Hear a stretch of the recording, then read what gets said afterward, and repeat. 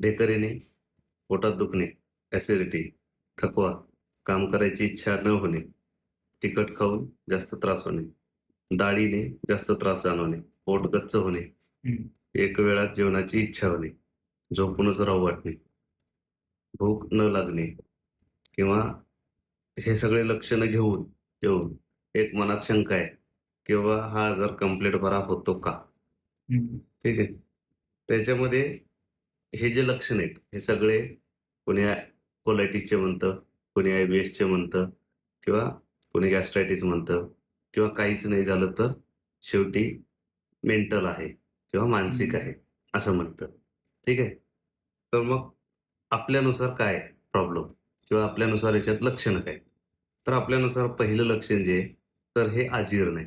जेव्हा आपण बाहेरचं कुठं हॉटेलिंगचं खूप खाण्याची सवय असते. सतत बाहेरचं खाणं किंवा मध्येच वडापाव खाणं, पाणीपुरी खाणं, कुठेतरी काहीतरी खाणं. यामुळं कुठलं तरी पाणी किंवा कुठलं तरी काहीतरी असं बाधतं चांगल्या पद्धतीनं. त्याला आपण अन्नविष बाधा म्हणतो. ते झाल्याच्या नंतर अजीर्ण बसतं. संडास हां. वगैरे लागल्याच्या नंतर तिथं अन्नविष बाधा झाली की संडास लागते. पण आपण तिला थांबवण्यासाठी गोळी वगैरे घेतो आणि मग तिचं अजीर्ण करून टाकतो. त्यानंतर हा जेव्हा आजार तयार होतो, तर हे सगळी लक्षणं खूप त्रास देतात.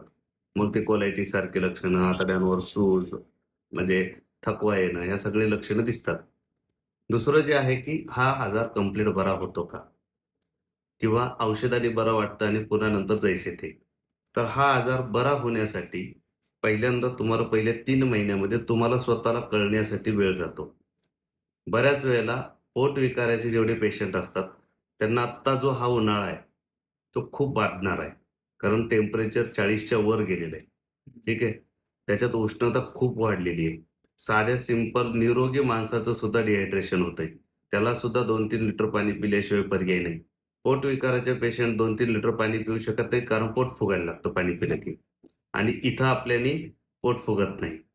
पण ज्यावेळेला हा त्रास होतो सगळ्या गोष्टींचा, तर त्यावेळेला अशा उन्हाळ्यामध्ये जे औषधं दिलेली असतात ते घेत थोडा त्रास होणार आहे. कारण इतकं सोपं नाहीये, की एवढ्या टेम्परेचरमध्ये पोटविकारातली ऑलरेडी भूक मंद झालेली असताना ती भूक वाढवणे. ॲलोपॅथीतली सुद्धा औषधं जर घेतली तर ते एवढे गरम पडतात, की काहीच सहन होत नाही, तगमग होते. पण आयुर्वेदाच्या औषधानं किमान तेवढी तगमग तरी होत नाही. फक्त एकदम स्ट्राँग औषधी या काळात जमतच नाहीत. या काळामध्ये जसे लहान लेकरांना औषधी देतो आपण सॉफ्ट, तशी औषधं द्यावी लागतात. तेव्हा कुठं पोटविकारात हळू-हळू 10 दिवसांनी, 15 दिवसांनी बरं पडतं. हं. कोणताही पोटविकार बरा होण्यासाठी उन्हाळा, हिवाळा, पावसाळा तिन्ही ऋतूत ट्रीटमेंट घ्यावी लागते. उन्हाळ्याच्या टेम्परेचरमधलं पोटाची स्थिती, हिवाळ्याच्या कंडिशनमध्ये असणारी पोटाची स्थिती, त्याच्यानंतर हिवाळ्यात, उन्हाळ्यात, पावसाळ्यात या तिन्ही वेळेला जी पोटाची स्थिती आहे, त्यावरती काम करायचं.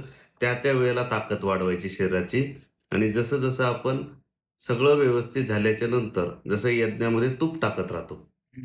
आणि तुपाने कशी भूक वाढते, त्याच पद्धतीनं मग शरीरामध्ये सगळं पचन व्यवस्थित होऊ लागलं, की तुपाचा मारा सुरू करायचा आणि मग जेव्हा तूप खाऊ किंवा तुपात सगळं जेवण करू, एक वेळ अशी येते, की बाहेरचं सुद्धा पचतं. हं. बाहेरचं पाणी पचतं, कितीही खाल्लेलं पचतं. नाही खाल्लं तर आपल्यालाच कळतं, यार आता भूक नाहीये, आपण एक थोड्या वेळासाठी आराम करू हं. किंवा थोडा वेळ वाट बघू.